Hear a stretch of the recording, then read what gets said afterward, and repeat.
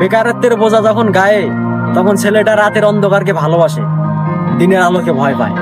18 বছর বয়সী বেকার ছেলেটা এখন বাবার চোখে তাকিয়ে কথা বলতে পারে না। এজন্যই দীর্ঘদিন থেকে একসাথে বসে খাবারটাও খায় না। এক সময় স্বপ্ন দেখতো, আর এখন স্বপ্ন দেখায়।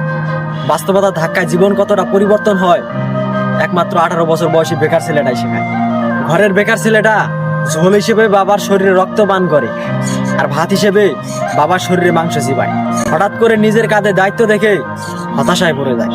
বয়সন্ধিকালে শারীরিক পরিবর্তন ঘটে, বইয়ের মাধ্যমে আমাদের শেখানো হয়, তবে জীবন পরিবর্তনের গল্প কেন উল্লেখ হয়নি? ব্যক্তি নিজেকে কেন বুঝতে হয়? কাকেই বা প্রশ্ন করি, উত্তর তো আর মিলবে না। তবে তোমরা ছোট যারা রয়েছো, বেকারত্বকে হেয়ালি মনে করো না। একটা অবাক করা বিষয় হচ্ছে, আমরা 18 বছর বয়সী ছেলেরা দেখাই ভালো আছি, ভালো থাকি, তবে মুখ ও মুখোশের আড়ালে আমরা সবাই হতাশার ভুক্তভোগী।